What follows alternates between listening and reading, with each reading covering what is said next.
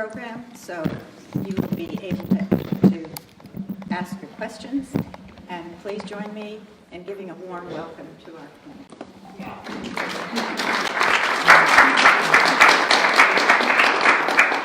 Great. Thank you all for being here. It's kind of a balmy, lovely afternoon, so thank you for choosing to be here instead of being outside. I want to thank the League of Women Voters of Lower Merion and Narberth for hosting this gathering, and I know that this is one of sort of 2 or 3 different gatherings that they do every year. And I'm really pleased that they're here in Narberth. I also want to thank the Narberth Civic Association, which is in Narberth is one of the primary means of citizens getting involved with what's happening here in Narberth. They're also a nonpartisan group and a nonprofit organization, and they promote civic interests. They stage community events, volunteer projects. They're also an information resource, and they facilitate civic dialogue. One of the things that they do as a matter of course is to, whenever possible, record events here in Narberth Borough Council meetings as a way of being able to keep people here informed who might not be able to be present physically. And it's always a good thing to be able to refer back to video. So those are posted on the Narberth Civic Association website. First of all, I'll do one of those show of hands things, right? How many of you live in Narberth, first of all? Good number, okay. And then people from outside Narberth. Okay, all right, so for some of you this will be kind of new stuff, and for others of you it won't, but anyway, I thought it would be a good way to start before we kind of get into having a discussion of the borough government, how it works, to just do a quick overview of Narberth. I mean, we're in this is a borough that formed itself in 1895. So actually, you have an anniversary. We're celebrating our 125th anniversary this year, and we are a quarter square mile, so we're a fairly diminutive place of about 4,500 residents. But we're a borough that sits on land that many other people occupied through time in many other ways. Today, we've got about 4,500 residents. The borough straddles the main line track, with most of it on the north side of the track, a smaller portion on the south. And I put one of the Narberth maps. That's the 1919 map. So afterwards, if you want to go ahead and give it a look, you can kind of see what the scale of the borough is and get a sense of how it developed. Be very careful about touching the map. I've noticed that easel is not the sturdiest. I'll try, yeah. That easel is not the sturdiest. I would also anybody who can't hear, I mean, I would say come forward too, in addition, because we do have a few seats. It's not the sturdiest easel, so be careful if you're close to it. Narberth has its own zip code, and that zip code extends beyond Narberth's borders. So it creates some confusion, because a lot of people have a Narberth address, but they're not part of Narberth as a political entity, and that always takes people by surprise. And so, so there's always some explanation that has to go around that. But the land we occupy today, at one point, was the home of Susquehannock Indians, then Swedish settlers, and then in the 1680s, this was part of a larger piece of land called the Welsh Tract. So basically, this was a piece of land west of Philadelphia that William Penn deeded to Welsh Quakers. There are about 17 families of Welsh Quakers that occupied this area. What's now Narberth was primarily 2 families: the Reeses, Ep Reese, and the Jones family. Mostly the Joneses were south of what's now the tract. Now the Reeses became Prices. Okay, so you can see a more anglicized name. So we use anything that's named Price. At one point, had been a version of that Reese name, Ep Reese, R-E-E-S. Now, at the time that the Welsh Quakers were here, and many of these different events, many of these different peoples who've been here, they're apparent on the landscape now. You can still see bits and pieces of those past lives. So the Marion Meeting House up on Montgomery Avenue, and the inn, they're both from that early period of Welsh development. They both date from either 1700, just before, or just after. So that's among the sort of the earliest buildings, and that do still exist. So, and then there's another sort of enclave of people that had congregated.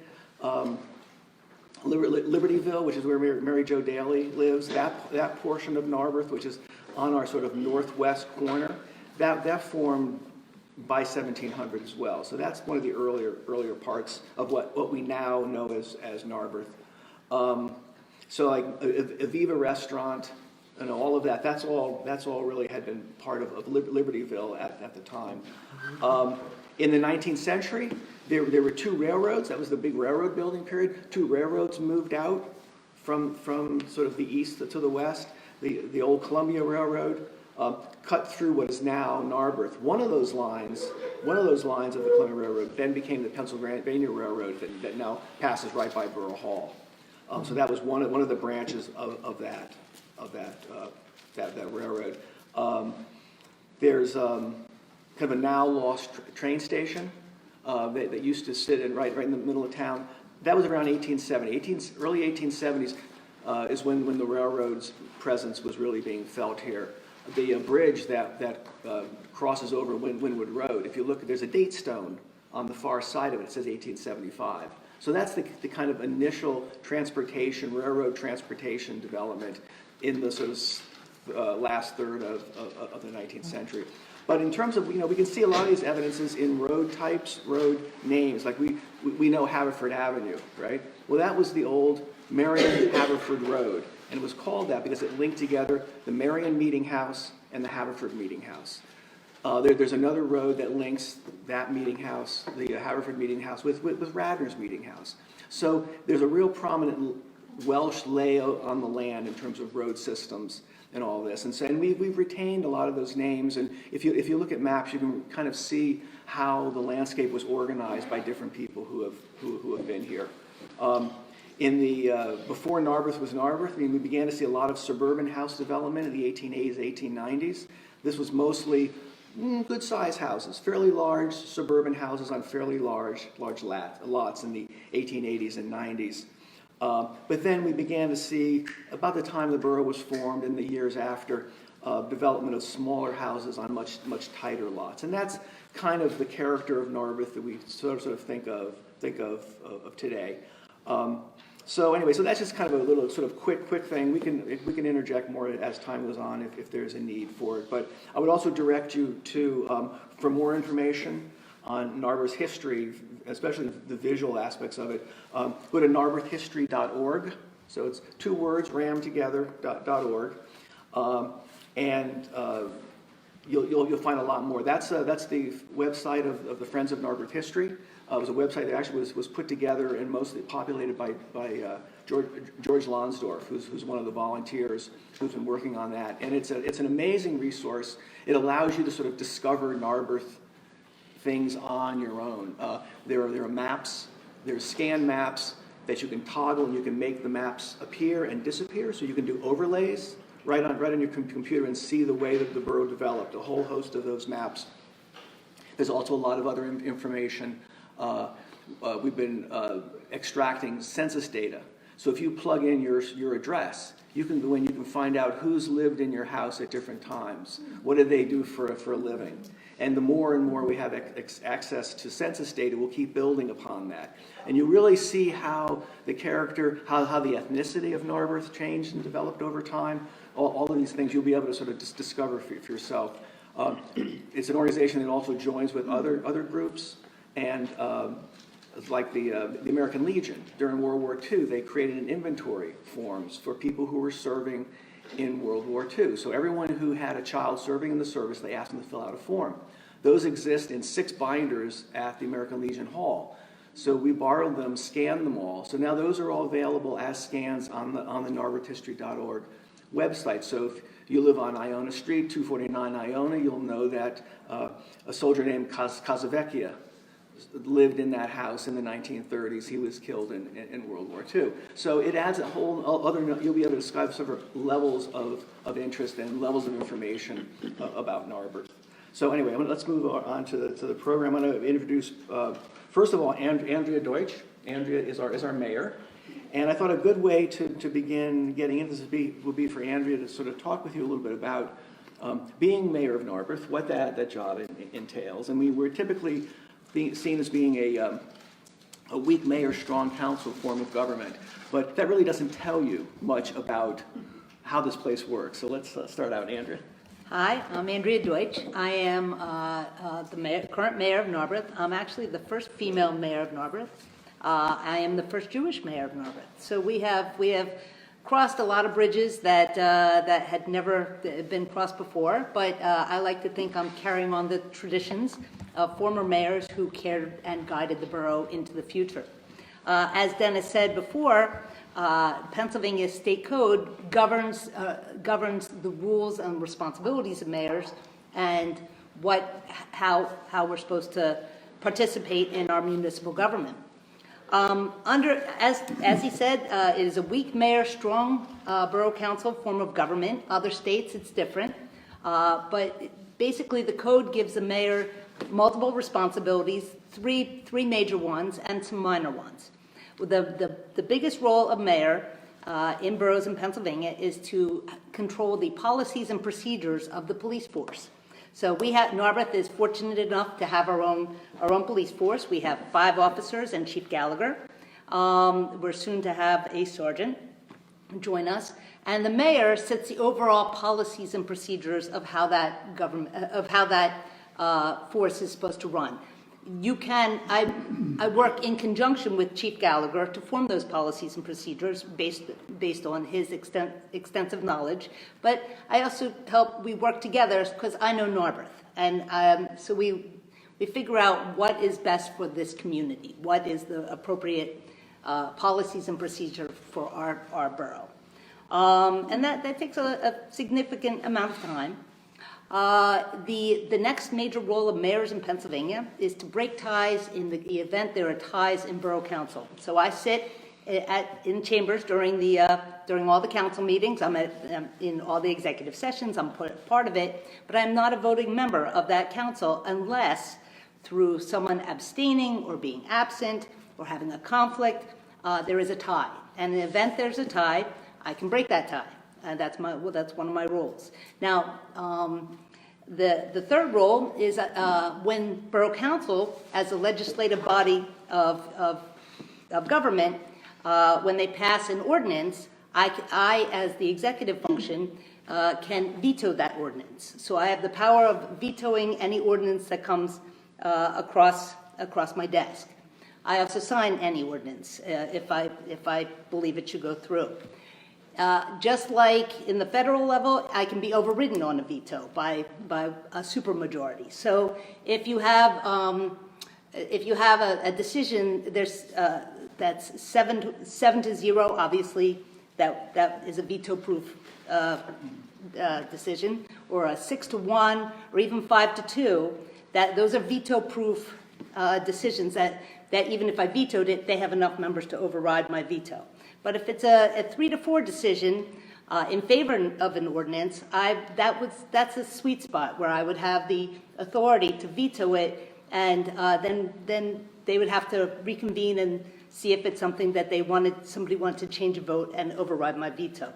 So that's an important power when it comes in. Those are the three main roles of a mayor in the borough. I do get to do some fun stuff like lead the Memorial Day Parade, that's one of my favorites.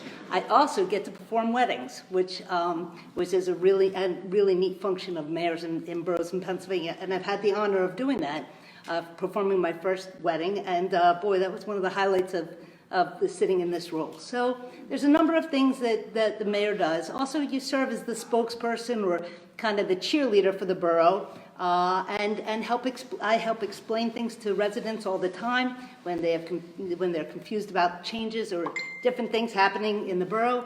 I'm happy to sit there and explain it. I have a little store in the borough, and it's my pleasure when I'm not helping a customer, to help residents navigate some of the changes and things that are going on in the borough. So, great. One other thing, I just want to interject. If anyone has questions at any time during this, please feel free to raise your hand. We hope that this can be a dialogue between all of you and us. Yeah, the only way this becomes really informal is if you guys help us to do that by, making it more of a conversation. So great. Okay, now I'm going to introduce Aaron Muderick, who's the president of Borough Council. Thank you. And go ahead, kid. So this is an education session to learn about our government. We explained that it's a strong council, weak mayor. We have our mayor. This council is 7 elected officials, citizens of Narberth. There are actually 9 elected officials, so 7 plus 1 is 8. Who's the third? It's our tax collector, who is currently Regina Watson. She is elected by us. She works in the borough office, but she is not an employee of the borough. She is an independent elected official whose job is in many ways administrative, but it's independent for a reason, to make sure that the tax rolls are reviewed and that all of us pay our taxes and we pay our fair share to keep this government running. Below those elected officials, there are about 15 employees of the borough. Those are our police officers. Those are our highway staff, public works. Those include our office administrative staff, etc. With those 15, you get a sense this is a smaller government, right?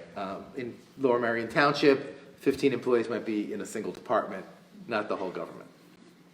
There's a quote that I remember from a book about urban design called A Pattern Language. And it said, in any community of more than 12,000 or so people, it's not really possible for an individual to go in and make a difference. And we happen to be about a third of that size, which says that each one of these people actually has a lot of influence. But it also speaks to all of you. In a community of our size, any one person really can, with reasonable effort, make a tremendous difference in our community. And so beyond those of us who volunteer in elected roles, the tax collector does receive a small stipend, but the rest of us are unpaid. And there are over 60 appointed volunteers serving on boards and commissions. Boards and commissions being things such as the Planning Commission, the Shade Tree Commission, and there's a whole list that's on the borough website of all these different areas where if you have an interest, you can learn. If you do not have an interest, but you would like to help your community, no experience is required to show up and put your name in to be appointed to one of these. And that's before we get to community organizations, which are sort of below that, where you just show up, right? Nobody appoints you. It's an opportunity for you to learn, to take what you think you know, apply it against how government actually is, and maybe come out the other side as a person with a deeper understanding of how government works, how it's different than the nonprofit space, how it's different than business, how it's different than our personal lives. Personally, for me, that interface and understanding the culture differences has been very rewarding and very helpful for me personally, and just sort of having a better perspective on the world. And so I would encourage all of you, while you're here to learn, for me, this is the recruitment opportunity for you to put your name in and see maybe there's something for which you might like to apply and contribute to this community. So beyond boards and commissions, we get into sort of volunteers. This is a community that by any measure has extremely high civic engagement. You can see it in our voter turnout at every election, including sort of those elections where the ballot is looking sparse and no one's spending money on television. The turnout is traditionally the highest in Montgomery County, and that's something I think this community has a right to be proud of. But it also means, this is the League of Women Voters, so yes, voting is, but it also means that there are so many civic groups that each have a niche and each work with the government to make this a great, fantastic place for us to live, for us to raise our children and our families, to make it a place where individuals of all different ages can sort of live fulfilling lives. So that could be the library and volunteers at the library, the 4th of July committee. I hope there's no one in this room who hasn't seen the Narberth fireworks on the 4th of July. The fire company, I think we have probably over 40 active volunteer firefighters, an extremely strong volunteer fire company at a time when fire companies in Pennsylvania are really struggling. Again, a sign of the civic engagement in this community. So that's sort of how our government is structured and organized. I'm going to take it a little bit of a deep dive into the professional staff And then I would like to speak a little more about how you might get engaged on particular issues in ways that could be most effective. And maybe there'll be some questions and answers that could help drive that. Sean Metrick is our borough manager. He is at the top. He serves at the pleasure of Borough Council. It is not legal in the state of Pennsylvania to offer a borough manager any kind of employment contract or long-term obligation. So Sean has a tough job. He comes in every day with 7 bosses and the mayor whispering in his ear, and he has to keep this community chugging along, legal and happy. Under him is Mr. Matt West, who is our assistant manager. John Gallagher reports to Mayor Deutsch as chief of police. We recently made an investment to hire a public works director, and that is Ed Harmon. Ed came to us from an extensive experience in landscaping and public works maintenance, I believe at Bryn Mawr College and other places, and we've been very pleased to have him on the team. He manages all of our public works employees. We also have Michelle Carroll, who is our office manager and sort of the lead on improving borough communications with the public. And Michelle has, I believe, a master's degree in, it's close, something deeply related to it may not be say communications, but that's what it is. If I may, on that point, if you've not already signed up for the weekly Narberth Borough newsletter, the borough publishes a weekly newsletter with some updates on construction projects and different matters happening around the borough, that just a weekly summary of what things to keep your eye out for. Please go to the Narberth Borough website, narberthborough.org, and it says sign up for email. And please just sign up for those emails, and they'll drop right in your email box every week. That's right. We've made a lot of these hires actually all of these hires in the past 5 years. And so this is not a history of Narberth Borough politics, but we had a change in borough management leadership after 32 years, and we've taken the opportunity to look at a modern day borough, what it should look like, how government has changed, how we can reorganize, and we've been hiring a lot of professional, intrinsically motivated individuals who are driven by the specific vertical that they're interested in, as a public works, as public safety, etc. We as a council have been really working hard to manage how do we grow the borough staff while also keeping your taxes flat or sort of within, what would be considered the normal realm of inflation. And we've been able to do that in a lot of ways. I'm very proud of that work. But what it means is that from 5 years ago to today, your taxes sort of match, and at the same time, we have a lot more professionals working in the borough. Now that I consider, and I think the council considers, that staff fleshed out, those positions exist. There aren't open requisitions for these professional positions. Now we shift to maybe a different, possibly more complex change in the borough, which is a shift in culture and the expectation that the borough be communicating with citizens, that it not expect citizens to always be the ones reaching out, but that when citizens do reach out, they are receiving responses that are helpful and useful in answering their questions and helping them to understand how the borough works in a better way. That is some of the task ahead of us. I will pause there if you have any, you want to take direction or maybe see if there's any questions. We have a question. Yes. Just to be clear, you were saying that the borough manager serves at the pleasure of the borough council. That's right. With no contract. So does that mean on any of these mornings when he comes in, you could just say, oh, you're done? Literally, that's what it is. Literally, It'll okay. probably be on a Friday, though. Does that mean he can walk as well whenever he wants to? Yes, it does. So, Goes both yeah, ways. it goes both ways, yes. Yes. Any other questions? Okay, I'll keep going. The other thing, as part of how do we drive that culture change? How do we make sure that now that we have this staff, that they're working towards our goals? Council works to create a task list, and we've done this past couple of years.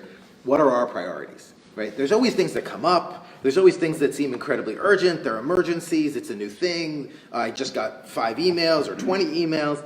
But we need priorities if we're going to accomplish goals. And so council works on an annual basis to look at a high-level list of large projects where the attention is focused, and then setting the professional staff to go work to those goals, to try to minimize the amount of Monday morning quarterbacking, the amount of micromanagement, so that those staff can achieve those goals, which leads directly into an employee review process to make sure that those employees are achieving those goals as we set out, and they are reviewed regularly. I'll get you just in a moment, ma'am. Thank you. And that happens in a way that I think matches the professionalism that hopefully many of you see in your daily lives, in your gainful employment. And I think one of the things that I have learned myself in my own private life and in my borough experience is that it is entirely capable to have an employee who you are extremely unhappy with, and for it to be totally management's fault. And my job, and I think council's job, is to make sure that we are a good employer, that we are setting the right parameters and expectations and goals so those employees can either be successful or not, but if they are eventually unsuccessful, if that were to happen, that we know clearly where the blame lies, and that we can be effective as an organization to move this borough forward. And I think I have been very pleased to see how many employees have embraced that structure, that sense of, oh, okay, now I understand what you really want me to do. I can go do that, and how positive it has been for the culture internally to this organization. Ma'am. This is a really wonderful opportunity, and I really appreciate it. I have a question based on what you just said. There's day-to-day emails, and this building's falling down, and this road has a hole in it. Then there's the one-year operationalizing of what all of those. But can you put into language what, like, a 5-year or 10-year strategic plan might be for a board? Sure. It has some vision and image into it about continuity and tradition and change, whatever. Do you have one of those? Absolutely. So I would say there are 3 pillars there. The first is last year the borough passed its first comprehensive plan. We are required by the state to have a comprehensive plan. We realized we did not have a comprehensive plan. We worked with the Montgomery County Planning Commission. We engaged them as a facilitator to generate work product based on an ad hoc committee of citizens that were set up. They met in this room many times over probably the previous 24 months. We adopted that plan in late summer. And so that's available online, and I would recommend taking a look. Hard for me to summarize. It's almost 200 pages long. And it touches on sort of every aspect of what it means to live in a community, and it aligns community goals to say, this is where we should be striving, this is where we should go. That comprehensive plan drives at the borough level, first, investment. Where do we spend our money that matches those community goals? We are in our second year of having a capital plan. So we went through and looked at all the places that we have been spending money to see if we'd be continuing, all the things which have been, which are the opportunities for investment. The borough owns its parks, it owns this land, it owns the community building, it owns 201 Sabine, its roads, etc., Station Circle, and to understand how spending can be interleaved over time with the extinguishment of debt, which you're paying off, so that we are planning not just for where we're investing, but that we invest in the right ways at the right time so that there are no shocks to the system. You don't want to get yourself into a position where you missed opportunities to, say, have routine maintenance, and now you have to have deferred maintenance, which is extremely expensive, and also it just so happens that it's at the same time you just completed a major project and took on a 20-year note. And so the capital plan details that. It's also available on the website, and you can take a look there. Yes? For example, like when you have a contractor come in and do projects on the roads. That's right. So when would we repave our when roads? would you repay them? That's right. And so how do you make sure that the time you take on that new debt is the same time you've extinguished an old debt, and sort of the net difference, which is what we would see on our taxes, is hopefully neutral. If I may, these plans provide a framework within which you plan for the future. There's always things that come up, the surprises that come up in life and in municipal government. There are surprises occasionally that come up. So you deal with that surprise within this framework so that you can plan and you don't just keep trying to whack-a-mole. The government shouldn't be whack-a-mole. It should be planning and driving towards guiding towards the future. and I'll get to the last piece, which are sort of the projects we're working on now, but I would say we've had success in the past number of years by staffing these professionally, by starting to be more proactive. And you see that as overwhelming as the whack-a-mole is, where you think you can never actually get to a plan because there's only so many hours in the day, if you do double duty for a little while, that plan comes into effect, and now all of those sort of urgent crises that pop up every 4 hours start to really trend down. The number of problems with roads or unexpected detours or that wasn't communicated to the community that something was going to be closed. Every phone call has a cost. Every interaction has a cost, not just for you, but also for the government.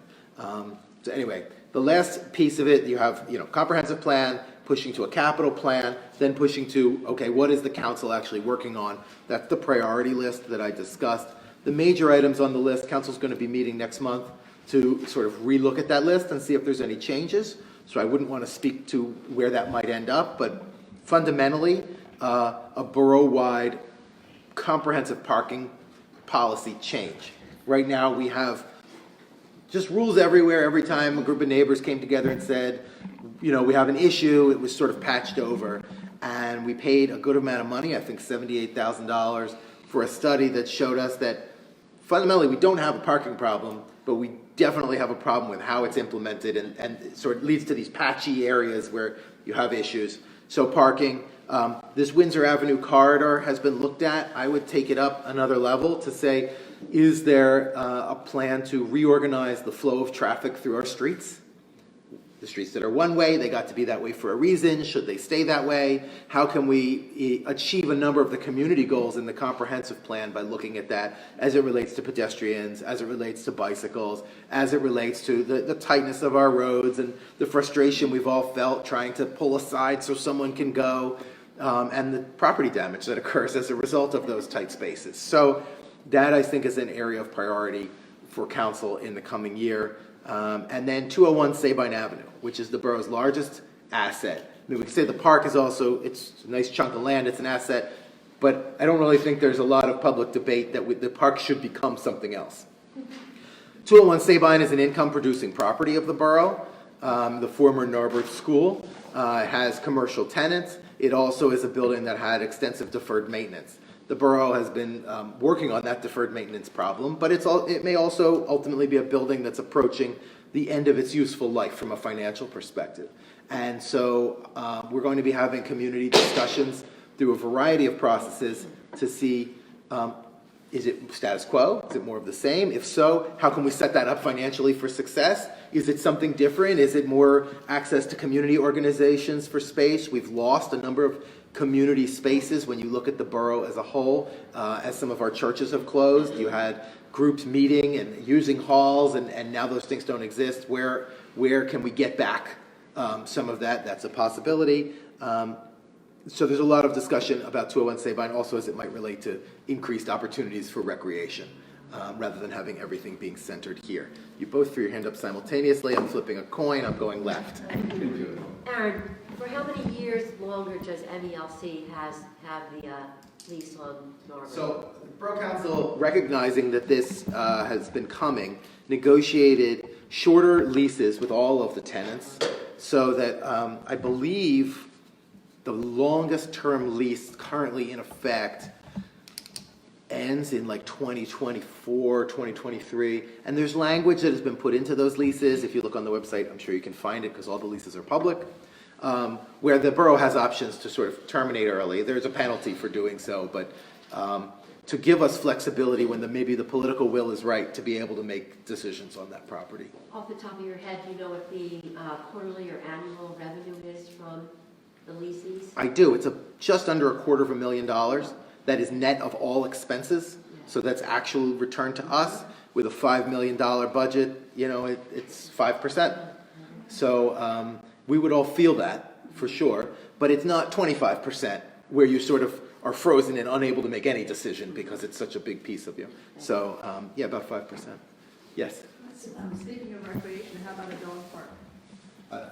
It's on it. There's a wide list of wants and wishes, and a dog park is definitely on there.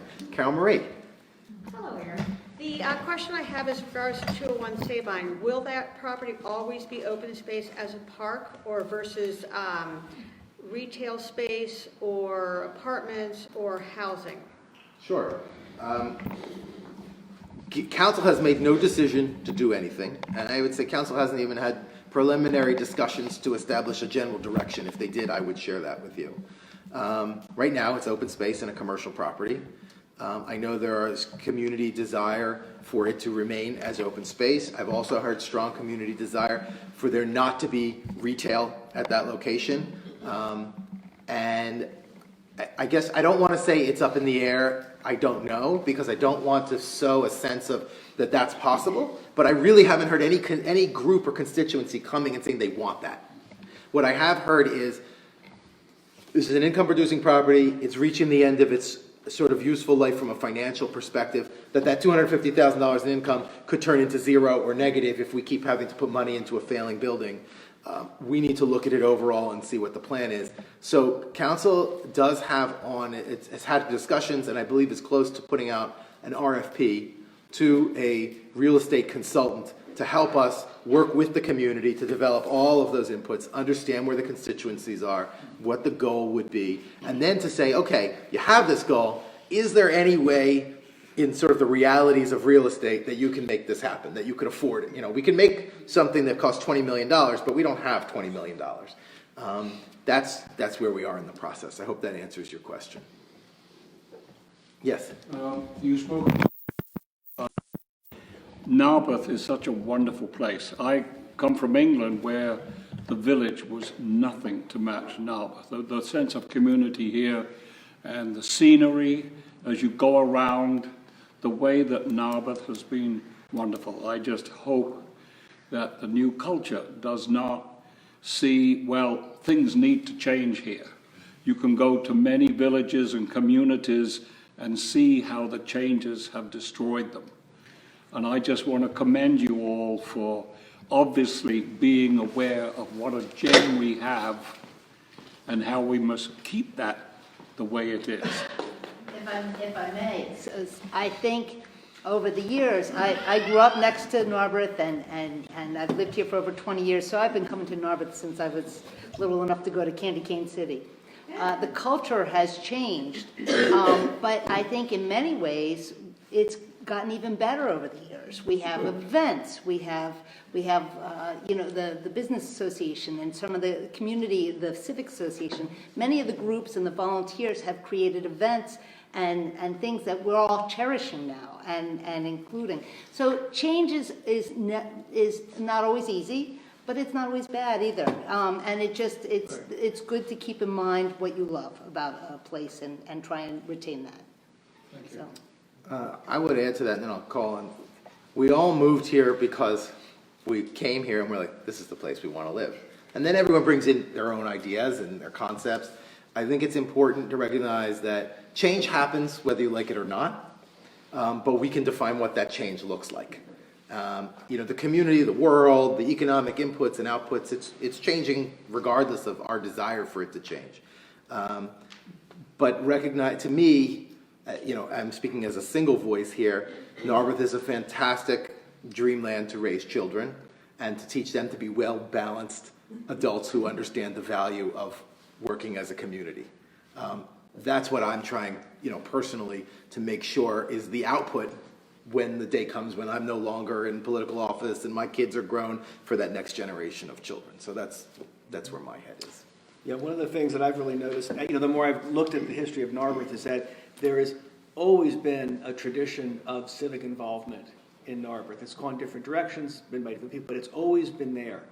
And I'm, particularly really encouraged. We moved here in 1990, and I've been really encouraged by, the people who have just moved in here within the last 5 or 10 years, their level of involvement, the things they've done to make Narberth home and to, right from the get-go, try to make it as good a community and contribute to the community. So if anything, I've become more encouraged than I probably was 15 years ago because of this, the sort of newer people, newer ideas, younger people, younger ideas. So I've been really I've been sort of happy about that. We're learning more and more about what happened here in the 1940s, blood drives. There was an organization that would look at infant health and specifically did a lot of screening. This was in the 1930s and 40s.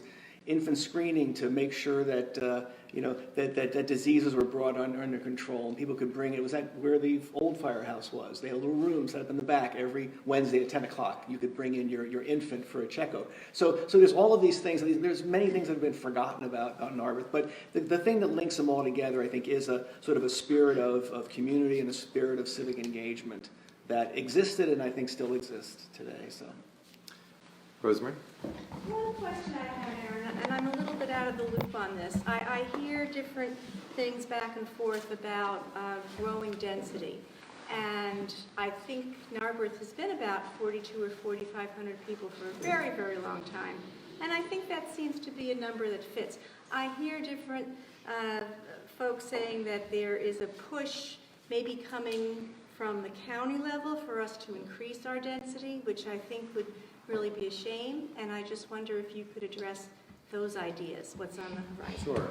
Let me, go ahead, Andrea. And then If I may, so Narberth has consistently been in the 4,300s, I'm sorry if you can see me, for a while now, but back in the 70s and 80s, we were actually about 1,000 residents greater than we are now. We were well over 5,000 residents.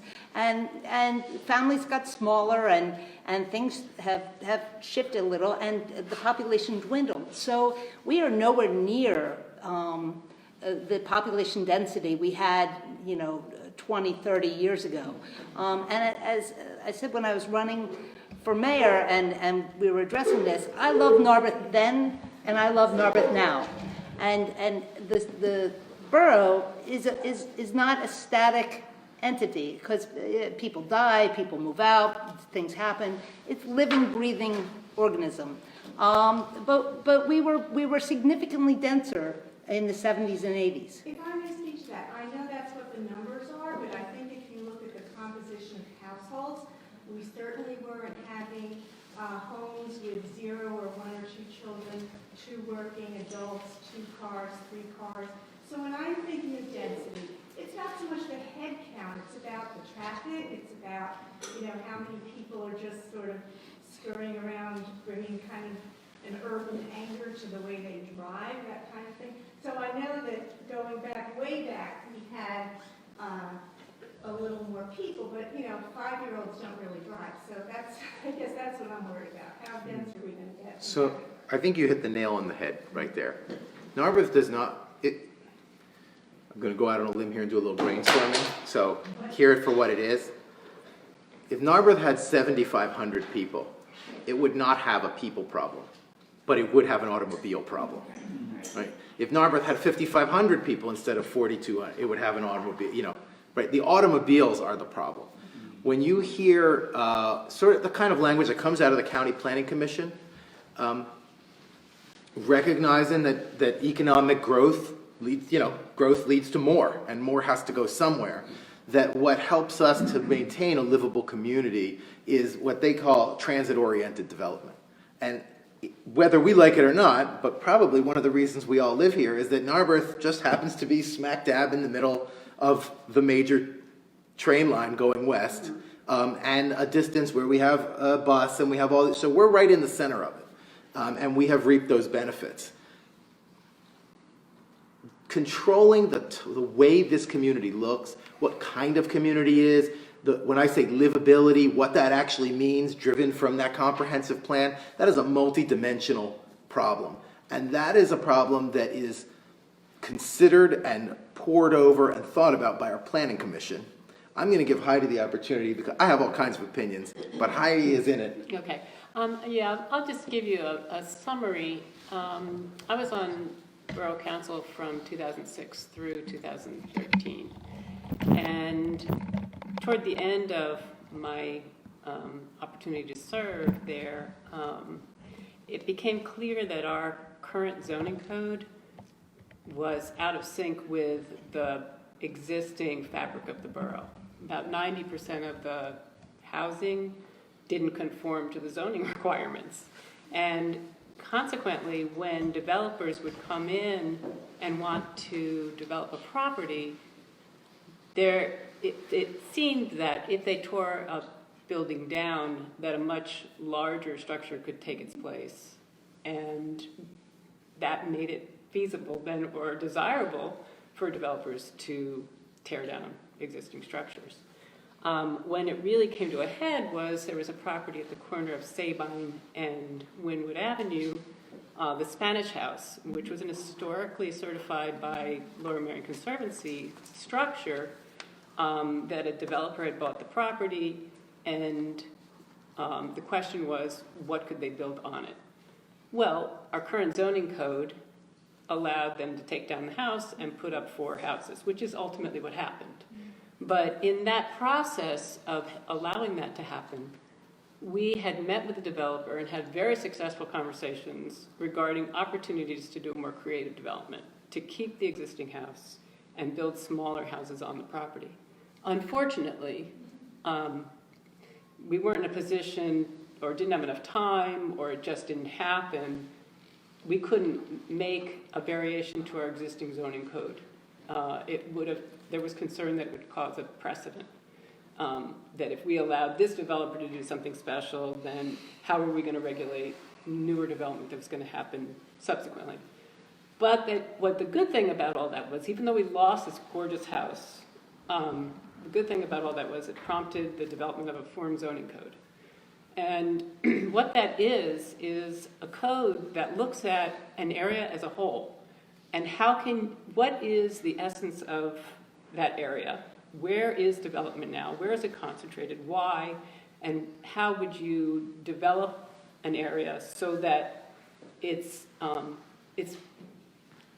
form is consistent with the needs and availability of resources, and where the people are, and where the retail is, and the rest of the development. And it took from 2012 until 2016, working with Montgomery County Planning Commission. After going off the Borough Council, I became a member of the Planning Commission, and working with Montgomery County Planning Commission, we very closely scrutinized the borough as a whole, and were able to divide it into new zoning areas. So we got away from the sort of traditional Euclidean code and became a form zoning code in order to develop the borough in a more sensible way. So when we did that, we designated zones that could be developed more densely. And they were obvious. I mean, around the train station, around Montgomery Avenue, and also looking very carefully at how the existing buildings were laid out in the borough. Where were single-family homes? What were the size of the properties? Where were twins? Where were row houses? Where were apartment buildings? And we tried to keep that general sense of the borough going with the new code. And what's happening now is that developers have seen that now there's an opportunity for them to build. And it's partially because of that. It's also partially because of the times, because we see a lot of development going on all around here with larger apartment buildings and people being more compact. And I think even thinking about what you're suggesting, Rosemary, that there's this density that may be becoming because of some of the allowances we've made in our form zoning code, I don't really think that's the case. I think that Narberth needs some density. I think that a lot of the bigger houses, which used to have families of, 5 or 6 children, now they were subdivided into smaller apartments. Some of those houses are turning back into single-family houses. And we needed to have some opportunities for single parents with a child, or people right out of college, to have smaller apartments that they could move into. So we were liking the idea of density somewhere, and that's why we were designating parts of the downtown. And also, by law, you can't legislate zero growth. I mean, that's not something that we're allowed to actually do. You have to provide the opportunity for some increased growth. So, we're limited by law to that too. And let me just restate this. I think you made it clearly, but just in case, because this is a hot issue, right? If we can't zone for no change, because that's just not legally permissible, how can we focus the areas that will change to be as close as possible to transit, so that those individuals will be the least likely and economically incented not to have vehicles, which is our problem, automobiles? And how can we take the neighborhoods that are single family and twin homes and make sure that the economic incentives are in place for them to either stay what they are, or in some cases where they were already sort of converted to 4 or 5 apartments, for there to be an economic incentive for them to go back to their original form?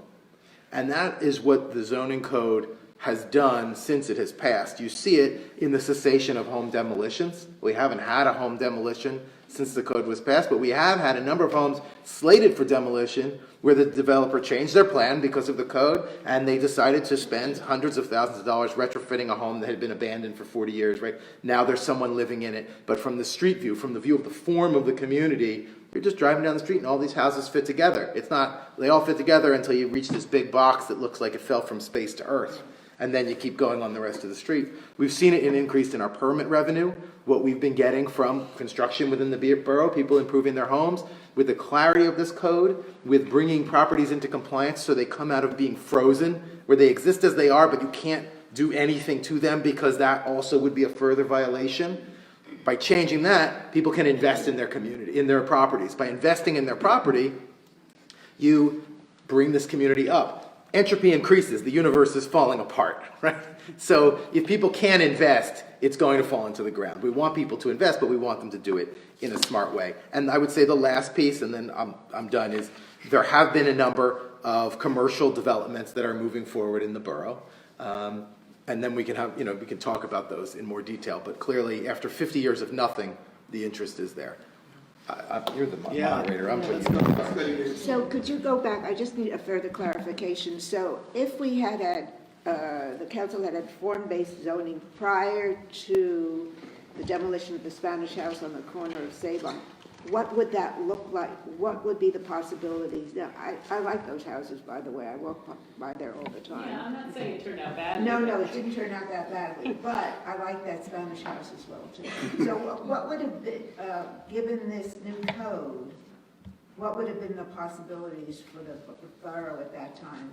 Well, I mean, They developed a schematic plan. Yeah, right? well, we had developed several schematic plans, which would have kept the Spanish house, but allowed smaller Right, you said that. divisions of the lot size. There was a requirement for a certain lot size. Is that on the basis of the new code of the form-based housing? That was before. Before, so what I'm saying... Oh, wait, I'm sorry, no, what we were suggesting would have been fallen under the new form zone. Okay, all right. Okay, thank you. Yeah. Yeah, let's see, back there, yeah. I think that planning is fine, and I appreciate the need for it, but some of us would like to see something real for our money. Right? And Aaron knows my number one issue are the tennis courts. But that's just a symptom of kind of what's been going on, which I think that planning has sometimes gotten in the way of doing something real. Tennis courts have been unplayable for 5-10 years. 4 years ago, we had a deal in place to have it done. The borough was committed to it. That funding fell apart. It could easily have been replaced with other funding. Didn't happen. But that's just an example of the recreational facilities around here. And the streets not being repaved 3 years ago, PICO was fully prepared to come and repave our streets 3 years ago after they tore up the streets. We said, no, stop, and we're going to roll it into our plan. And here we are 3 years later, and still no paved streets. I would like to correct that. PICO pays us money for what it would cost to replace the streets. We choose sort of what we do with that money. What we did with that money was we put it aside as in our capital budget to be spent on capital projects. That money has not been spent. It's there, and it is waiting for an assessment of the streets so that rather than maybe paving cosmetically, we're paving based on engineering analysis of which streets need it most based on the traffic and their condition. See, right in the middle. Mine is a density question, again, speaking with what Rosemary said and what you had said about Narberth being a transit-based community. While that is very true, because next week I'm taking the train into the city for an appointment, and I appreciate having the train there, I think the expectation for new people who are moving in, who will be transit-based people, I think it's a very unrealistic thought to think they won't have a car or two. You cannot really live in this area by bus or by train. You can't go to the grocery store by train. You can't go to McDonald's by train. So I think it's a very short-sighted and unrealistic thought that people who will be moving into the 50-some unit apartment building that's being built or other potentially proposed higher density areas that don't take into consideration the number of cars that will come with those people and that will be on the roads. I think it's very short-sighted to think that, yes, we can be denser because they won't have cars, or they can be denser because, yeah, well, it's a few more cars. So my comment, and I think it's a comment that we share, is people come with cars. And if we're being more dense, we're going to have a whole lot more cars than people that are going to be taking the trains. I would just add, Carol Marie, I understand that position. I've tried to lead council to draw on data. We had a number of data sets that convinced council that the individuals who live in the types of apartments surrounding the train have significantly fewer automobiles than the people who don't. I don't know, maybe if you could speak more to that. Well, you had the parking study done. We did the parking study. We actually had one of our largest local landlords do a tally of all of his tenants, and we also had county data that was collected regarding trips and vehicles and et cetera. Well, there very well may be more cars than let me just say that the zoning code requires a certain number of parking spaces for every unit. And it's at least one, depending on the size of the unit. So the question is, how many people are living in the new apartment units, and how many cars will there be? We have no idea. And there may be more cars added to the borough. Well, that's exactly. But this parking study has indicated that there is room for additional cars. So, you know, it's kind of like, what's the reality versus what are we imagining can actually happen? Well, a comment with the parking study was, I live on Sabine, and we have a big problem with parking because we have an office building at the end of our street that has resident permits, and they take up many, I mean, you leave my house at 8 o'clock in the morning and you can't park again until 4, 5, 6 o'clock at night on a regular basis. And then we have MELC at the other side, which they're quick in and out more than people that park there. But the parking planner says to me, oh, there's parking over on Country Lane. But I didn't move to, well, I mean, I've lived here for 40 years. We don't live here. He goes, if you were in the city, you'd be grateful to park 3 blocks away.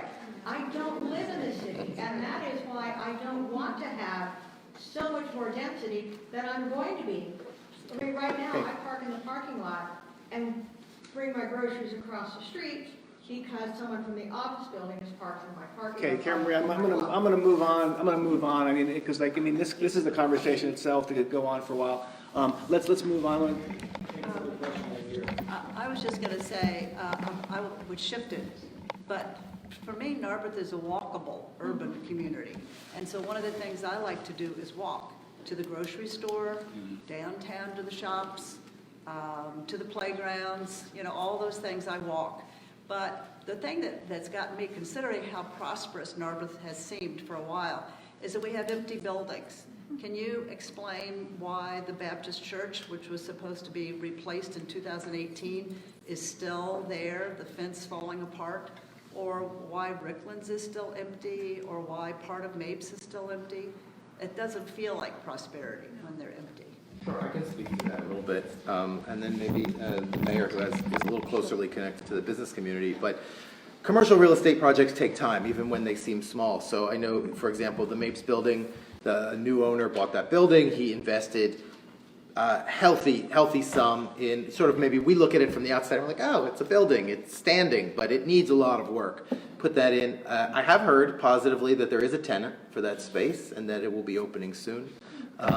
With regards to Ricklands, which is the same owner as the 100 Forest Avenue, the old gas station, which is now Cadence Gym. There are plans for both of those sites, and you know, How quickly those things happen really is at the discretion of the owner. I mean, he's invested in those properties, money, there's a time cost to money. I'm not privy to the details. There's nothing in government that's sort of preventing a shovel from hitting the ground there. That's up to the private interests.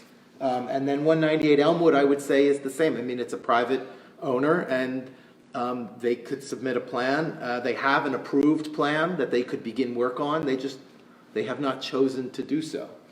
So as far as the Baptist church is concerned, there's been multiple approved plans. He's just, for whatever reasons he has not moved forward with this. But there's nothing that government has done or not done to prevent that from moving forward. I am also, in addition to being mayor, I'm also a business owner in downtown Narberth.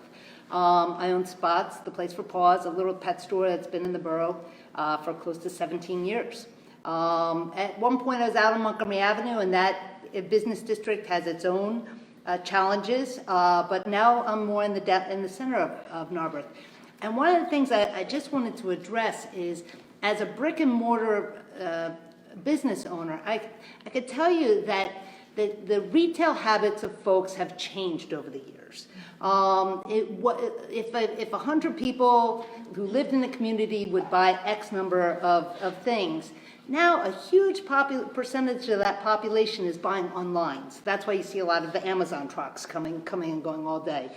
And that changes what can survive in a brick and mortar world in a small community like the borough.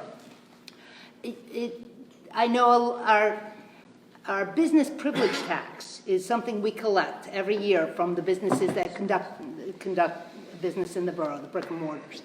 And over time, over the last number of years, that number has been slowly declining as you look at the budgets of the borough. And as a part of the overall intake of the borough, it's not a huge sum. It's not a huge significant sum. But it is an indication that some of the stores, which we love having a thriving business district in Narberth. That's kind of one of the things that makes us so special. Some of the stores are hurting, and some of the kinds of stores are hurting. So in order to sustain the businesses in the downtown or throughout the borough, you need more people to make up for some of those sales. So that, what somebody's buying on Amazon, instead of buying at Jonathan's Boutique or Fusion or Sweet Mabel, because they didn't feel like getting out of their seat and it was just so easy. It's making it harder and harder for brick and mortars to sustain. So you end up getting more service industries like the restaurants and things that you can't sell out to an online marketer. But some of the density will help sustain this downtown that we love so much, and that's part of it. Yeah, and I would actually just momentarily go to say that. It's really the downtown, it's the commercial core that I think has made Narberth, given it an identity. I mean, it's the only commercial core on the main line that's not part of Lancaster Avenue, And I think so, and that was a conscious decision that was made during the first decades of the 20th century. The unusual thing is that really nothing has happened there since about 1962. There was a little bit of, so there's been no development. So there's going to be change. I think this change that Andrea's talked about has been in process for a long time now. And I think Narberth has been pretty good about being able to adapt and still have a vibrant downtown. And I think it will continue to be that way as well. And then part of the zoning, I think, is fostered that as well. So I mean, I'm more encouraged than I think I had been, and also the kind of investment. The guy who developed the Mapes property. I mean, if we had a preservation award to give that guy, I'd give that guy an award because he did an amazing thing. He took a building that had unbelievable structural problems, put an incredible amount of money into it. Kane was interested. He said, "Do you have any photographs of what the facade looked like in earlier times?" And we said, "Yes, we do." And did a whole presentation for him, and I said, be careful when you're taking the stucco off because there's stuff underneath there. And he did. He was very careful, and that facade looks very much like it did in 1948, and it hasn't it didn't over the whole time that Mapes was in there. The things they did to try to unify those 3 storefronts with the stucco and the little eaves and stuff. So, I mean, those are the kind of things. It's really a mixture of not just kind of freezing things, but really observing things and taking note of things and really trying to say, okay, what can I do? What are my opportunities here? How can I do something smart, something that's pleasant? And he did that, and I think that's something we really need to be thinking about a lot. Yes. Okay, let's go. Yeah, let's have down here. Yes, hi. For a family with kids who cannot get to one of the Narberth meetings where things are discussed, like plans for the Baptist church or other plans, what is the best way to find out about the updated plans? Because I'm particularly interested in the Baptist church and what the latest iteration is of the plan. Sure. And what's the best way to get access to Sure. So all public documents in terms of plans or submissions are put on the Borough website. I agree. The Borough website, we had one that was just sort of really hard to use. We went to one where, based on our resources, you could search for anything, but it's not really great at sort of pushing information to you. We're working on a new website for this year as part of our attention to communication. But if you do search for, say, an address, 198 Elmwood, you'll get all of the results. They'll be listed in terms of how new they are. You can know. The other would be to email. You could email myself. You could email the mayor. Our emails are all, any council member are on the website. Also, phone numbers for many of us are available. Give us a call. Shoot us a text. And again, in a community of 4,200 people, you have access. Right, we are accessible. We're not overwhelmed with hundreds of thousands of communications. So that's what I would recommend. I can tell you right now, there's a plan. I believe it's 20 apartments to demolish the whole thing, build 20 apartments. There's a second option where sort of part of the building, which is structurally unsound, could be demolished and rebuilt, and then the portion that's closest to the intersection would remain. Those are sort of the two things on the table. But I could also share, I don't think that there's any momentum for anything to happen right now. That's what I'm seeing. So. Also, I know you said you couldn't get to the meetings because life gets in the way. Our Civic Association has been fabulous in terms of videotaping it, so you can sit in the comfort of your living room with a nice drink and some snacks and watch what you want to watch in the comfort of your own home. You don't have to leave. And also, I believe there you can click on a meeting that happened prior and watch the meeting. Watch a meeting at a different time. That's more convenient for you. So that we're more and more available and accessible through the beauty of these mechanisms. Okay, second row back there. An environmental question. Can the borough require that new construction of multi-story commercial or multi-unit residential put solar roofs on? Do they have the leverage to do that? I mean, I guess legally we could require it. I think, and again, I'm speaking for myself here, not the other council members, there are a number of green building standards that are maybe more comprehensive. Rather than saying specifically solar, they talk sort of more broadly about all the different kinds of building construction materials, representing the environmental costs of getting those sort of materials to the installation site, how the sort of water may be recycled in the building, the heating and cooling, energy life of the building. And I know that, it's probably a medium priority on the council's agenda this year to consider updating our property or our building code to include one of those green standards. I hope so. I know when Maybrook was built, they mowed down all these trees, and Lower Merion failed to require them to do, solar panels. You're right. That's just one issue. On trees, I can tell you that the borough really has a very robust program for identifying street trees in the right-of-way that the borough can control and working carefully with any developer to make sure that those trees are replaced. And I think another level of detail beyond what happens in many communities, I'll go out on a limb to say to make sure those trees are the appropriate species, that those trees, you like that? That those trees will grow to provide an appropriate canopy, that it's not just sort of a tree for tree, imagining that all trees are the same.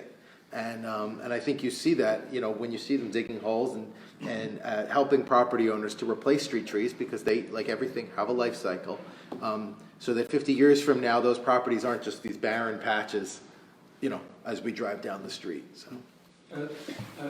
Let me just catch, I want to try to catch people who haven't asked a question yet first, and then Peter, I'll get to you. Yeah, so glad to hear that a green, some kind of green building code is on the council's agenda. And I'm a little concerned to hear that it's a medium priority, although I recognize that the number of priorities is endless and the number of people there are to do the work is not. Given that we have these large new builds going in from developers, I have written to council to talk about the need to get something in place as soon as possible, even if it's not our final best shot at how do we grade these buildings. But not specifically to that, but could you talk about how, as citizens, we might move something from a medium priority to a really urgent priority when we see something like that, where there's a real time concern? I think there's absolutely opportunity there. When I say medium priority, I might have misspoken. I don't think it's a tremendously heavy lift, and in that sense of where it's going to take years of analysis and meetings to be able to do it. We have large projects, medium projects, and small. I might have used the word priority a little inappropriately there. I do think coming to meetings, speaking about it, I absolutely think your physical presence at a meeting is an upgrade from an email. I mean, emails are noticed, but when you show up, it's just the reality of human beings, right? It absolutely matters. We do have a number of developers of these commercial properties who have really shown an interest in building these types of very green buildings, as green as they can be. I think those are the partners we want to be working with, right? If they don't have to and they're already bringing it up and saying, hey, is this something you want me to do? How far can I go? I think that's fantastic. I also think that by adopting the most recent Universal Construction Code, it's not that the borough has done nothing. We've continuously moved the bar. But as this accelerates in our society, there's opportunities to keep moving it further at a faster pace. And I think that's something we can do. So I would say continued community pressure is the way to achieve it. Right, any other, Peter, go ahead. Yeah. You talked about there will be changes in the station area. That open space that is now a gas station where when you come down the road you can see the whole of the station yard will be blocked out probably by a 3-story building. The Ricklands will be possibly a 3-story building. I hear you saying that the shopkeepers, some of them are hurting, but I would hope that whatever is put in, whether there's a shop on the ground level or not, that the township will be able to really decide what those buildings look like. If you go to Northern Liberties and so many other places, you will see ranks and ranks of apartment buildings that are so sterile. Their facades, their windows, everything is done to see how many people we can get in this plot as cheaply as possible. And I mean that. There are many of these buildings, like the Manor up on City Line Avenue, is just masses of apartments. There's not one firewall anywhere in those buildings, just like the ones opposite Wynwood Station. But more importantly, their facades have a sort of sterile, bland, blind face to the street. That is not Narberth. So I'll say one thing and then I'll punt over to Heidi on the Planning Commission. There are various ways we can regulate facade. Good. The form-based code took us light years from where we were. The other is something that I think council works hard on, which is developing constructive working relationships. Council represents the people, and it's our job to get as much as possible for the community in any kind of conversation or negotiation, but to do it in a way that is constructive, that keeps developers at the table because we're being honest and transparent and forthright. But in having that conversation, get them to buy into our community values so that you see that more than, well, I have the right to do this, so I'm going to do whatever I want and I don't need anything from There you. are lots of attractive new buildings in Narberth. So you have some developers who have taste and know what Narberth means. You will have other developers who will come in, they'll do their building and go, and we will be left with it. Right, so now I'll let Heidi speak a little more Yeah, I'll just specifically. speak to that a little bit.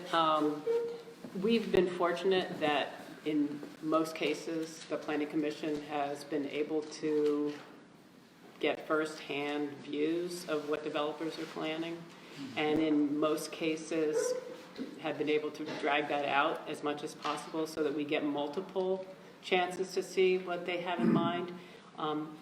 Also, I would say that the architects that are working on some of these new development projects are, understand, and the developers, they understand that in a place like this where it's very visible and it's front and center, especially the properties you're talking about, it's important that the buildings look, I don't know, good is subjective.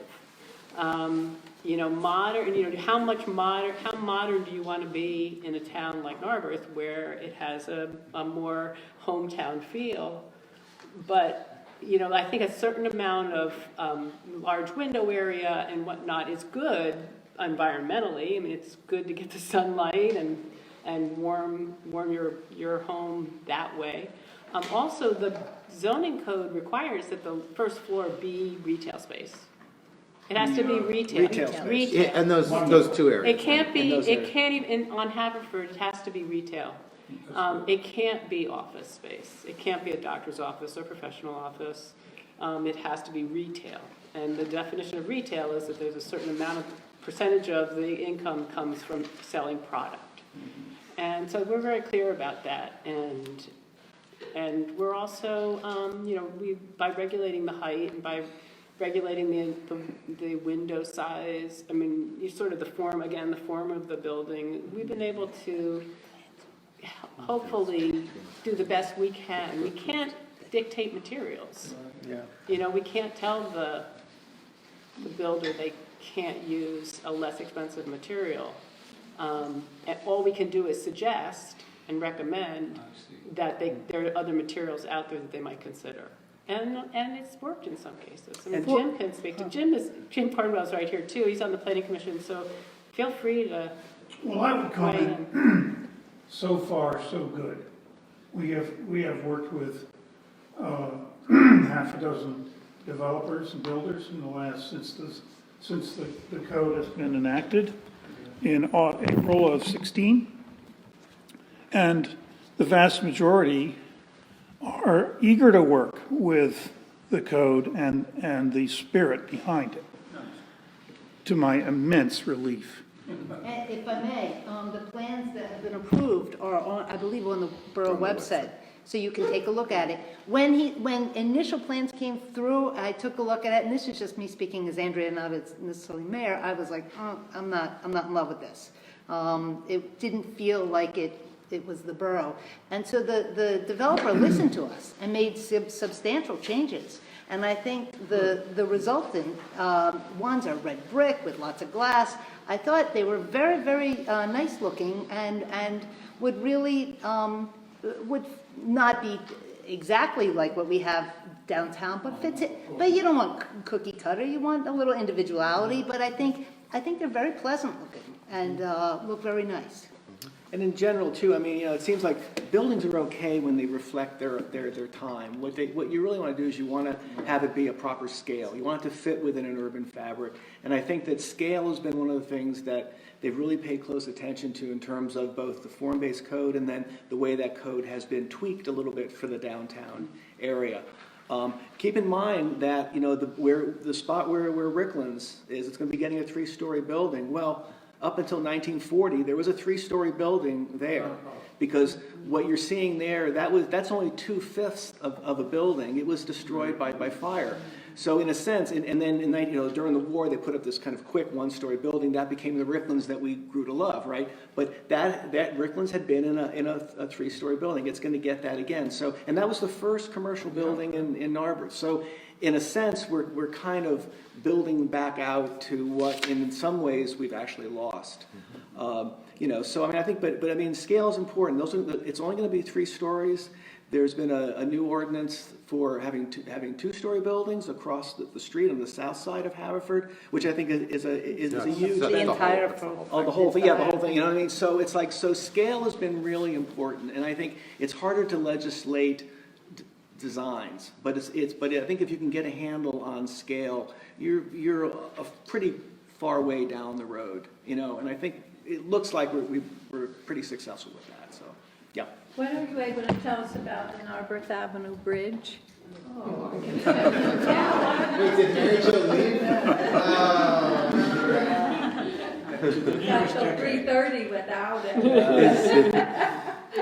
Obviously, it needs to be replaced. The plans to replace it have been going on for 20 years. We are very, very close, and I think we have anticipated a start date before the end of this year. It's supposed to be. So the way the bridge is funded is 80% federal government, 15% state government, 5% Narberth. We've got the money ready to pay, right? But getting all of those other entities on board in terms of prioritizing their budgets, where they have thousands of infrastructure projects and which ones happen in any particular year. Adding to that, also coordinating with Amtrak, who owns the right-of-way that the bridge is over. It gets complicated.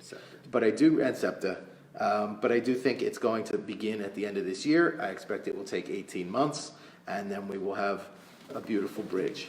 And we are applying all political pressure we can. I hope that if any delays would appear, that the elected officials could call on you as the citizens to reach out to your other elected officials outside of the borough and apply that pressure so we can stay on a timeline. Let's see, in the back. I think everybody here should probably take the advice to volunteer and to try to come to as many meetings as possible. And you have some civic associations as well.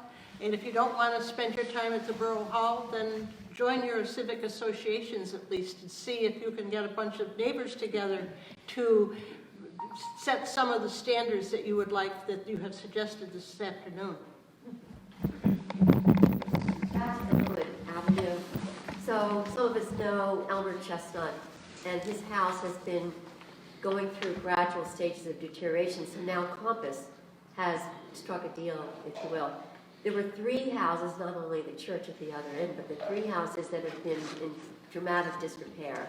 The one on the corner, and then the one that was just renovated over the past 12 months, which looks great, and the preservation and improvement of the old design. And so my question is really one of seeking wisdom on how the borough, with all of its grace and wondrous efforts, can help these families or individuals whose houses are just beyond their care and avoid the desperate situation that we see in the borough.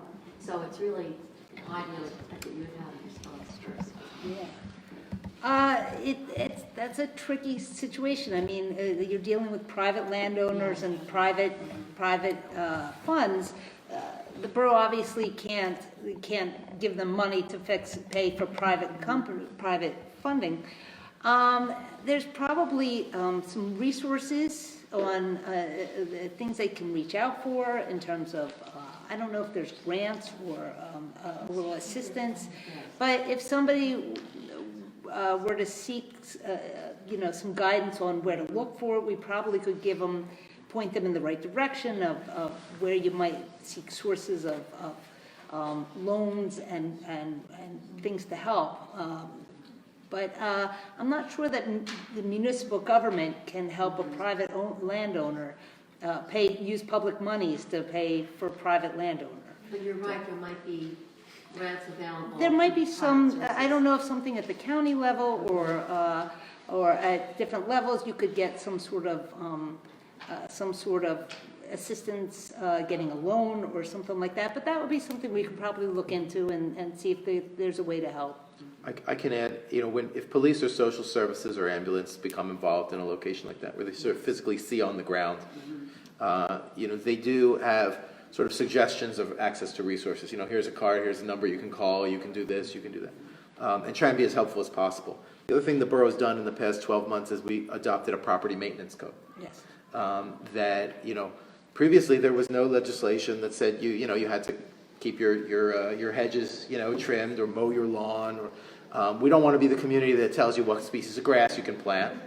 That's not us. We moved to Florida, but it does give us a little more reason for interaction, and it also. And I'm not saying this that the borough would become sort of to put pressure on somebody in an untoward way, but if you are having trouble keeping up with your property and you're continually receiving code violations for things that we all would consider to be a public nuisance, maybe it can help, I would hope, to drive the message that this is now too much for me.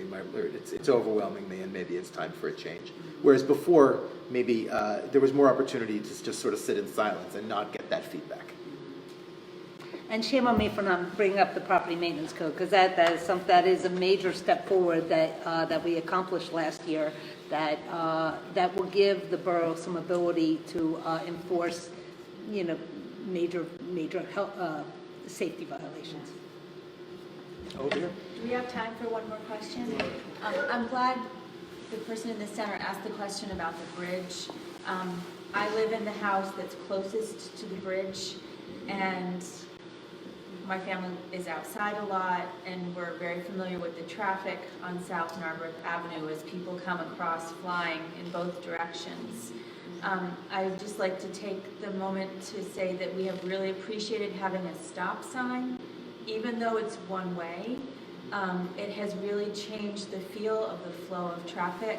Obviously, having one lane has changed the feel, but I think for safety and for safety of the community members and for the children in the neighborhood, it's been really good to have a stop sign back. So I would just like to offer that as you keep in mind the bridge and changes coming up. If there's any way to continue to have a stop sign on one or both sides. I know there are concerned families about the rate at which cars fly over the bridge.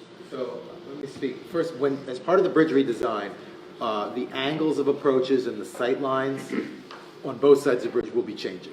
Yeah. And the borough is in the process of acquiring easements on all of the adjoining properties so that the bridge construction has the room and the land to be able to do that. And then I knew you were going to talk about it. Well, and as far as the police are concerned, we've been, with such a limited force, we have to kind of surprise you where we're going to be in the borough. But we have surprise when somebody goes the wrong way over the bridge. Surprise, there's a police officer.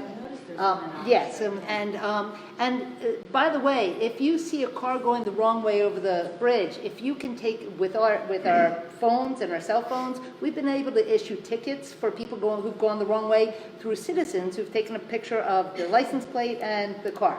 And if you can identify, and if you're willing to if need be, go to court, we'll give them a ticket. And we've been aggressively enforcing that because it's a safety.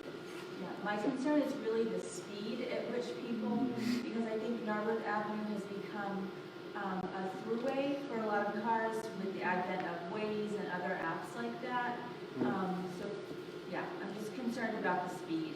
If there are areas in the borough, and periodically we hear from all over different areas of the borough, they're speeding on, North Narberth, they're speeding on Wynwood, they're speeding different places. If you can do me a favor and leave a message or send an email to Chief Gallagher, we target different areas of enforcement, not letting anybody know when we're doing that, so you'll be surprised when you get the ticket or when you're stopped. We've also, radar's not used for speeding in the borough, but we've set up other ways to track people speeding in the borough. If you look really closely, you'll see a couple lines that are painted in discrete areas all around the borough, and there might be an officer in one tucked in a little nook timing you as you do that. and you are welcome to join him in court and talk to our local magistrate about your driving habits. So, yeah. The last thing I'll add there, I know there's other questions, but you're going to enjoy 18 months where there's no traffic. And then We're enjoying it, don't get me wrong. and then following that, traffic patterns are going to change. And day one is not necessarily indicative of 3 months or 6 months. But as those new traffic patterns settle in, we will evaluate the traffic at that location and see if stop signs are warranted. That is, there are certain legal requirements, a certain amount of traffic, et cetera, that would say, yes, you can have it. And if you meet that requirement and the community wants it, then you do it. And it's a ways out, but that's sort of the process that we would follow. Okay, thank you. Okay, well, I think we're one more question, and then I think we'll be done, or two. Yeah, Carol. Long signs in Narberth that say 100% green energy in Narberth. What is that referring to? My understanding is that there is a group called Ready for 100. It is a civic organization. Climate Action NARBS. There you go. You know what? I'm going to let the experts speak. There are little signs on the table by the. Okay, go ahead. And what is it referring to?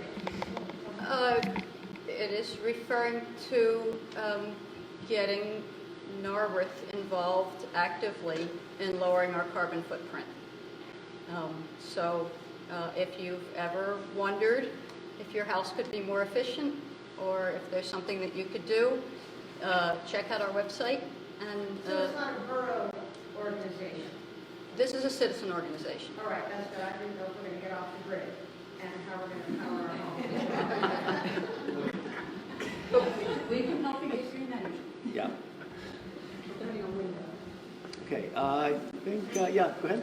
Just really briefly, I hope at the point that we're looking at the bridge and the stop signs and the traffic, that whether or not it qualifies for stop signs, that we consider other traffic slowing. I think all of that has been considered as part of the design. The design isn't to improve the sightlines to turn it into a speedway. It's to improve the sightlines to make it safer, and making it safer generally means helping to create an environment where cars do not feel comfortable above the speed limit. Yeah, and also too with the bridge, it's I mean, for a long time now, we've been able to think about it for quite a while. It's an opportunity to create something that's going to be nicer than, that the design of it is nicer than the sort of highway bridge, the ones in Ardmore, those kind of look like Jersey barricades with chain link above them. That's not what this bridge is going to be. And that's, I think, there was in the planning stage, there was the intent to make a bridge that Narberth would be proud of. There's an art component on the bridge. There's a sculptural program created for it. So it's, it's not going to look like your run-of-the-mill bridge. That's been ready to go all along. So everyone's really chomping at the bit here to have this thing go. And we've been at the mercy of forces beyond our control. But we're in the borough. I can't speak for the borough, but personally, I'm rip-roaring and raring to go to get a bridge that's going to replace one that is a problem. Yeah, I can add to that. I mean, I was part of the original ad hoc committee when I was on council, and then subsequently on the art for the bridge committee after I left council. And we really do hope that there's an art component on it, and it's going to depend on a number of factors, cost being one of the major ones. But that the thought behind that was that it really is the bridge that connects North and South Narberth, and that it's not just a bridge. It's a centerpiece of the town. And if it's a beautiful bridge, people might not want to go over it so fast. They might enjoy the experience of walking over the bridge. And as Aaron says, it's going to be wider, and it's going to be able to accommodate cars and people, and hopefully bicycles and everybody. So it should be better for the borough. I'll take a risk here and put on my bigger political hat. When we hear about that the United States is underinvested in its infrastructure, and that we have all these failing bridges, and you say, well, but I'm still driving over it. Like, it's still there. What you see in this community is that the borough, all of us, have paid hundreds of thousands of dollars for inspections and repairs to that bridge that are really wasted money, just completely because it should have been replaced 15 years ago. That we are going to spend a few $100,000 more before we even get to replacing it on vertical shielding to keep pieces of the bridge from falling off and hitting the train tracks. That's required by us because this bridge continues to rot. And then the economic impact to every single one of our businesses, because people can't get into town, they can't spend their money. So this one thing sitting here, it really has millions and millions and millions of dollars of economic impact over all the years that it has been left to decay, far above and beyond the cost of just replacing it. That's what underinvestment in infrastructure really means. And just to understand, the bridge project is approximately a $7 million project. The borough's whole budget is, $2.5 or $5 million. But so obviously we don't have the funds to just say, hey, let's go ahead and we should have done this 20 years ago. We are dependent on monies to come from Amtrak and from the state to help us to pay for 95% of this. And we're not the only bridge around that's waiting on these monies. There's hundreds, maybe thousands of these little bridges, little communities that everybody's fighting for these same funds. Just in Pennsylvania. Just in Pennsylvania. And so, and then, when Amtrak's budgets get cut, then they have less, it rolls downhill. So they have less money to give to the bridges, and then everybody's fighting for these same. Less money for people to even look at the plans you sent them where you just need their A-OK. Yeah. So it takes 6 months to hear anything back. Okay, yeah, last one. I just wanted to thank you all so much and to thank the audience. And I just wanted to say this is what democracy looks like. And it's so heartwarming in a year when our national governance is causing anxiety every day. Thank you so much. This is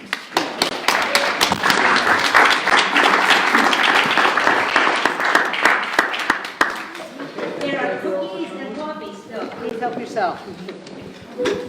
Please send us your calls and emails. Before you go, if you would stop by the table and fill out an evaluation form. Thank you all for coming. Thank you, the panel. It was a really enlightening discussion. I mean, how does that happen?